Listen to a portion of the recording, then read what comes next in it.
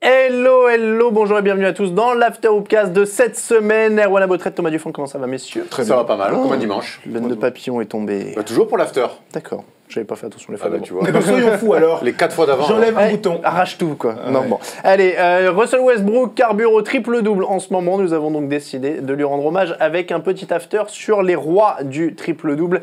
Nous allons donc passer en revue les spécialistes de la discipline, que ce soit en carrière ou sur une seule saison. On rappelle que Russell Westbrook, alors on n'ose pas trop dire ça parce qu'on sait jamais à combien il va en être au moment où vous allez voir cette vidéo. Donc au moins une quinzaine. À plus de 15. Allez, Voilà, plus de 15. Il est au moins un 15. Au moment où on tourne, il a 15. Voilà. Voilà, on le dit. Non. Allez, Oscar Robertson est notre numéro 1, Forcément. messieurs. Et forcément, comment pouvait-il en être autrement? 181 triple-double en carrière et sur une seule saison, son meilleur, Thomas, est à 41, record all-time, mais pas seulement, il est à 41 sur une saison, mais aussi 26, puis une autre à 26, puis une autre à 22, puis une autre à 20. Bref, c'était le roi des triple-doubles. un tiers de ses matchs en Mais je triple-double. crois qu'on se rend pas compte aujourd'hui.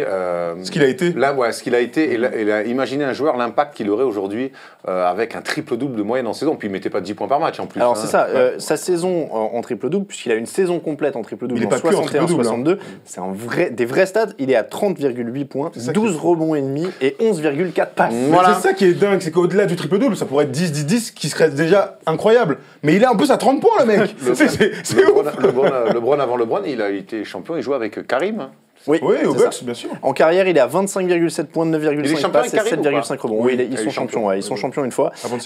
On avait fait une petite pastille histoire là-dessus où on expliquait notamment qu'il jouait quand même à un rythme plus élevé, où il y avait beaucoup plus de rebonds à prendre, mais qu'au même rythme que lui, il y a quand même que 4 joueurs dans toute l'histoire qui auraient réussi à tourner sur une saison un triple-double. Donc ça reste quand même assez énorme. C'est vrai que parmi ces superstars, on parle souvent de Bill Russell, de Will Chamberlain, de Jabbar. C'est vrai que lui, on le cite souvent pour ça, mais il n'a pas non plus le crédit qu'il pourrait mériter dans l'histoire. Clairement, c'est vrai. Non, c'est vrai. On va revenir un peu en arrière avec Larry Bird et on repassera au plus gros calibre après. Larry Bird, 59 en carrière, il est à 24 points, 10 rebonds et 6,3 passes quand même. Un sens du basket incroyable, un basketteur vraiment au sens le plus large, il maîtrisait tous les aspects du jeu, passeur, rebondeur, parce que c'est un mec qui allait beaucoup au rebond aussi, shooter, scoreur, ça on le sait évidemment. Voilà, un basketteur ultime, et forcément c'est pas étonnant qu'il soit si bien placé comme ça. Souvent, je me dis que ce mec-là, au-delà de l'adresse extraordinaire, il était fait pour le basket. Parce que, par exemple, Chamberlain, il aurait pu faire tous les sports. LeBron, on pourrait faire tous les sports. Lui, j'ai l'impression que c'est peut-être... c'est peut-être la dégaine, hein, mais il n'empêche que je suis persuadé que ce gars-là, il aurait jamais été aussi fort dans un autre sport. Il aurait pu être défenseur central en RFA. Tellement. C'est vrai. À 2m6, il aurait mis des vraies têtes en plus. C'est vrai. Ouais, donc voilà. Allemagne 82. Ah ouais, totalement. C'est ça. Pas de mauvais souvenirs. Putain, le poteau carré, le mec n'a rien compris. C'est là on parle ça. J'ai encore moins rien compris. Ah, cette finale à Paris. Hein. Bon. On va lancer l'émission foot.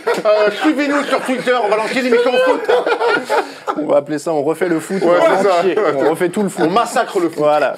Allez, LeBron James parmi les joueurs actuels, on est à 41 avec des moyennes qui ont l'air quasiment classiques pour lui. 27,2 points en carrière, 7,2 rebonds et 6,9 au niveau des passes. Ce qui est le plus impressionnant chez LeBron, c'est peut-être les triples-doubles qu'il n'a pas réussi. C'est ça, le nombre de fois où il s'arrête à une passe, un rebond. Ce serait drôle qu'en fin de carrière, ou deux, trois passes et tout. Et ça serait bien un jour de faire le... Bon courage, hein. Ouais, de faire le calcul. Mais voilà, moi, ce qui m'impressionne chez lui, c'est ça. C'est qu'il a banalisé le 25-9-8. Voilà, ce genre de truc. Il n'a pas seulement banalisé, il a aussi reformaté la NBA qui était l'ère Jordan, donc le scoring. Et lui, c'est le round. Et d'ailleurs, on le voit aujourd'hui avec Kevin Durant qui est pas passeur à la base. À l'époque Jordan, le all-around, c'était Scottie Pippen et c'était les lieutenants.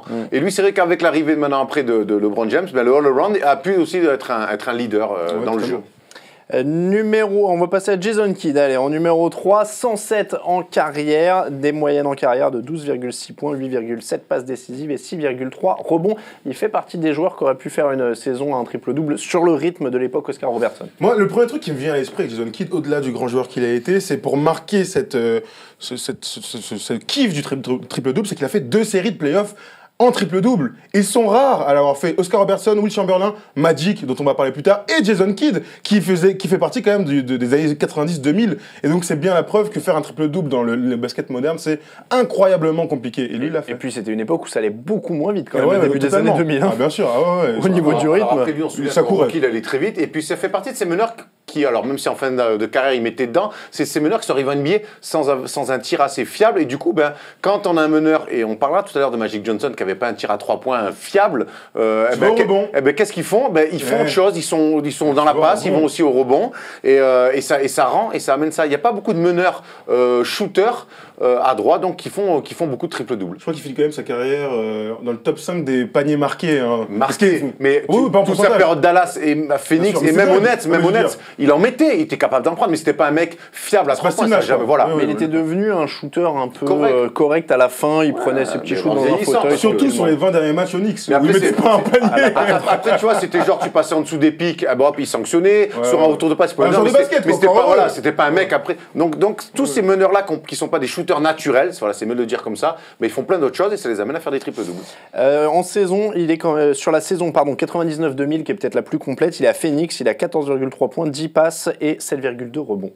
Pas mal. Et après, il est échangé Plutôt contre correct. Stephen Marbury. Marbury. Il file à New York. En effet, À New Jersey. New Jersey, pardon. On n'a pas mentionné d'ailleurs pour LeBron, il y en a 14 en playoff, je crois, des triples-doubles. Je parlais de playoff avec Jason Kidd. C'est quelque chose comme ça. Ah oui, attends, je vais playoff. regarder. En playoff. Magic Johnson, lui, en a 30 en playoff. Il en a 138 au total. Et il a des moyennes en carrière de 19 points et demi, 7,2 rebonds et 11,2 passes. C'est un fou malade, celui-là. Lui, en plus, il était dans une équipe, les Lakers du Showtime, quoi. C'était ce rythme soutenu tout le temps. Et puis lui, qui avait ce sens inné de la passe, parce que je pense qu'avant d'être un scoreur, Magic Johnson est avant tout un passeur, meneur de grande taille aussi. Et puis, un mec qui aime le jeu. Donc, quand on aime le jeu, à l'image d'un Larry Bird, d'un Jason Kidd, on veut toucher à tout, donc on veut aller au rebond, on veut faire des passes, capable de scorer aussi, et pas qu'un peu. Voilà, donc c'était ces grands meneurs-là de l'époque, génial. Extraordinaire, mais je pense qu'on en parle assez souvent pour dire à quel point on aime Magic Johnson. Je comprends pas les mecs qui me diraient non, Magic Johnson, je l'aime pas. C'est ça le basket. Il s'éclate, tous ces mecs qui s'éclatent et qui en plus ont des résultats. Il faut juste dire bravo, on aime ça, voilà. Et quand même les gens avec eux. Et allez voir sur la page Facebook du Hoopka, j'ai mis une vidéo d'un duel de Magic Johnson avec Penny Hardaway en fin de carrière. Ouais. Plutôt intéressant. Donc Magic Johnson qui est donc le leader des triples-doubles en playoff avec 30. Et donc derrière, c'est LeBron. Attends, juste pour finir sur Magic, le triple-double, l'un des plus connus, c'est en finale 80, quand il est rookie, et qui joue pivot face aux Sixers. Bien incroyable. Sûr. Donc LeBron James qui est donc à 14 en playoff et Jason Kidd 11. Et ensuite c'est Rajon Rondo, voilà, il est placé celui-là. C'est vrai qu'il a fait quelques gros matchs de playoff. Vous voyez encore un meneur qui n'a pas de tir, qui n'est pas un score naturel. C'est vrai, complètement. Quelques mentions, messieurs, Will Chamberlain, parce qu'il est toujours là quand on parle de stats.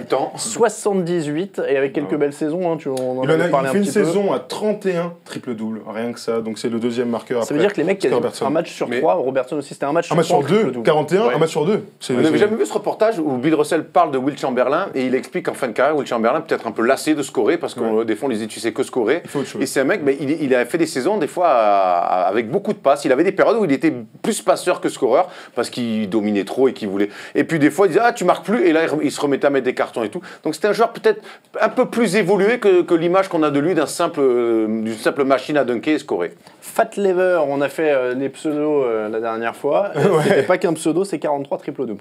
C'est le dernier à faire partie du contingent du club très fermé sur les 30 à avoir fait saisons. À Denver.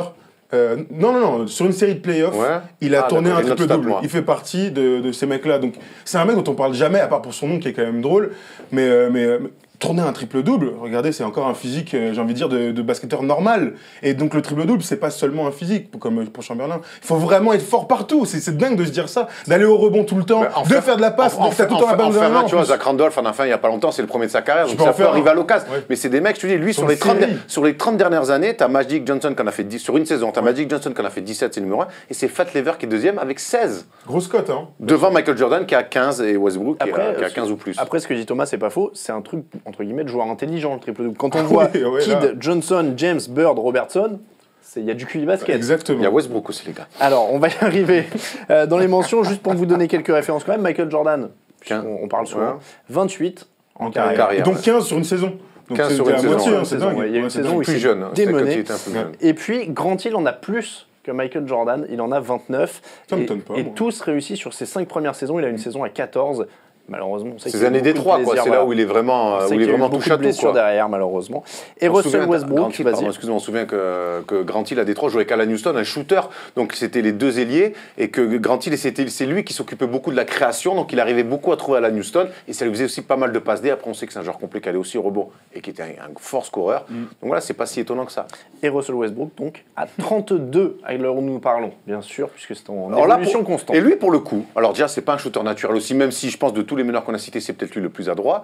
Mais Russell Westbrook, autant les autres, on disait oui, c'est pas des shooters naturels. Lui, il a un avantage physique Ah oui, lui, c'est... et un avantage de vitesse aujourd'hui qu'on ne peut pas contrôler, et c'est ce qui l'amène à faire des triples-doubles. C'est un petit peu l'exception qui confirme la règle. Mais c'est même, on peut pas le quantifier par rapport aux Ouais. autres. Le seul truc dont on est sûr, c'est que quand on le voit, eh ben, il va plus vite, il va plus fort, il va plus loin, il va plus haut. C'est un truc assez extraordinaire, mais c'est vrai qu'il arrive à traduire cette puissance physique dans les stats. Pas sur les victoires, encore sur les fins de match, mais par des stats. Aujourd'hui, il fait des stats, mais on n'a pas vu ça. Même le LeBron ne s'est pas approché de ça. Il est quand même à plus de 24 points, plus de 10 passes et plus de 7 rebonds. C'est beaucoup. Roy Hibbert ne prend pas 7 rebonds par match. Oui, c'est Lakers France qui l'a mis il n'y a pas longtemps, ça m'a fait marrer. C'est très vrai. Draymond Green en est à 11 quand même, on peut le mentionner parmi les joueurs polyvalents du moment. Pareil, physiquement, pour un poste 4, ben, c'est pas Blake Griffin, c'est pas la Marcus Aldridge. Il compense par quoi? Par une énorme envie déjà, et par un QI basket. Par un vrai QI basket. C'est des mecs qui compensent tout le temps, qui compensent un manque par autre chose. Un petit outsider, tiens, pour finir, tu parlais d'ailier qui crée en ce moment, Giannis Antetokounmpo. Clairement le profil à faire ce genre de truc. Clairement le profil à faire ce On genre verra de si truc. l'équipe, si la franchise lui donne la balle pour être vraiment le meilleur et lui donner la C'est bien balle. parti pour. Hein. Bah, c'est tout ce que je lui souhaite, mais il est carrément dans cette. Et on Il a y a encore un réussi, avantage physique, hein, tu vois, mais avec un vrai QI basket, il a ça en lui, de faire des passes pour les autres. Et on a réussi quelques-uns en tout cas ces derniers temps. Ah oui, ça on a va, mis ouais. Giannis. Et ben voilà pour les rois du triple-double. C'était notre after de la semaine. On vous souhaite. Il y en avait un autre, de Thomas. Thomas a fait un triple une fois dans sa carrière, c'était C'est vrai 12 Jack Daniel. Ah 12 vodka. Ouais, 12, non, de Ciroc. Ah et t'avais ouais. fini avec du rhum ou un feu. Et j'ai bien fini avec 12 petits Voilà, burgers ça, pour ça. bien manger. Un énorme triple-double de Bah, Thomas. comme j'ai vomi, c'était. Voilà. Brillé. Ah, c'est ça. On va s'arrêter là-dessus. On va pas vous gâcher votre repas du dimanche. On vous souhaite une très bonne semaine. Ciao, ciao.